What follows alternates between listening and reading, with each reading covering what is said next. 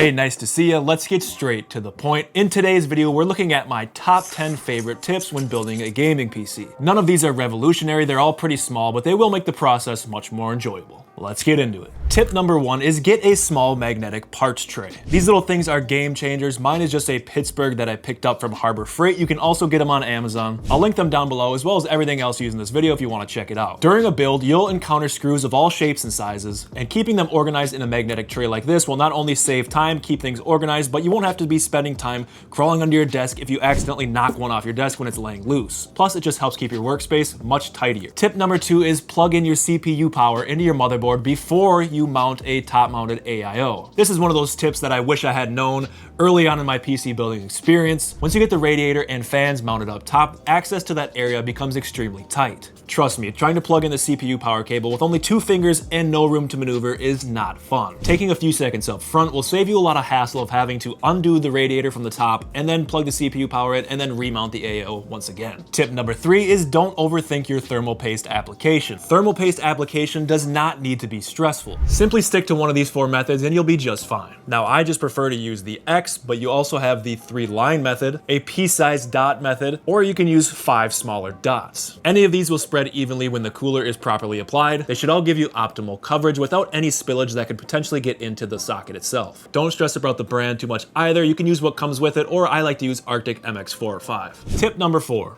Don't over tighten your screws. Mostly when it comes to the CPU cooler, if you over tighten those 4 screws, you could damage the CPU, which on most builds is a very expensive part. You also have small delicate screws like the M.2 fastener, and if you over tighten that screw, you could strip it out. Same goes for your motherboard. You do not need to crank it down. Just when you start to meet a little bit of resistance, that's good. If you over tighten it, you're just risking damage that's not necessary. Tip number 5. Ensure that your fans are installed the correct way. Fan orientation is crucial for proper airflow. If you look on the fan itself, it should have an arrow indicating the direction the air will flow. Otherwise, you can just go by the cage. That's the way that the air flows. A common setup on most PC cases is intake in the front, exhaust out the top, and exhaust out the back. I recommend doing a little research for your case just to double check. That may not always be the best setup for your fan orientation, but in most cases, that's a pretty good rule of thumb. Some modern, more expensive fans also have reversible blades. That way you can show the aesthetic side while still controlling whether you want intake or exhaust. Tip number 6 is take the time to do your cable management. Cable management in the moment when you just want to fire up your PC when you're building it. I've experienced it myself. It can feel tedious,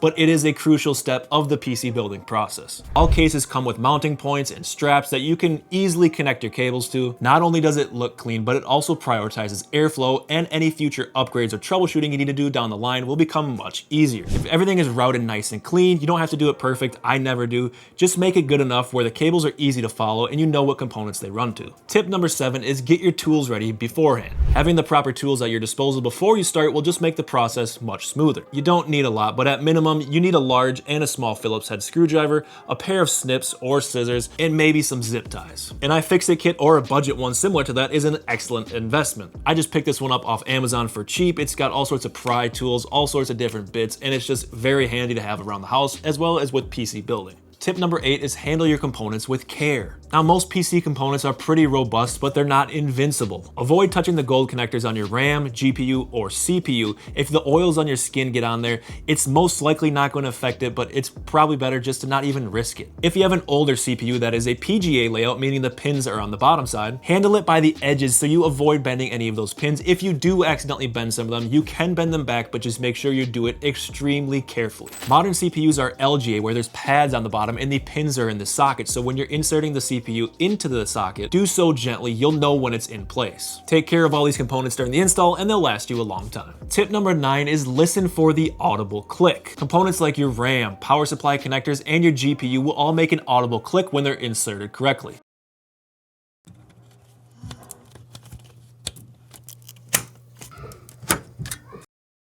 After you build your PC and it doesn't post, a likely reason is that one of the connectors somewhere or a piece of hardware is not fully seated. Ask me how I know. It's a situation that arises for a lot of people during their PC builds because they just want to be gentle with the parts. Tip number 10 is have a bootable Windows drive ready to go. The build is not done once you've put everything together and wired it up. Take a thumb drive, insert it into a second computer or laptop or a friend's if you don't have another one. Use the Windows Media Creation tool to create a bootable Windows 10 or 11. That way when your system's completely built, you can throw the thumb drive in in and jump right to gaming as fast as possible. There's nothing worse than when you're at the end of a gaming PC build, you're looking at the fruits of your labor, and you have to scramble around to find a thumb drive. So just get it done beforehand, you won't regret it. And that is it. Those are my 10 tips for building a gaming PC. If any of those helped you, let me know down in the comments. I would appreciate it. Give the video a like. If you have more of your own PC tips, feel free to share them down in the comments for others as well. And also, I'd love to hear them. Thanks for watching. We'll see you guys in the next one.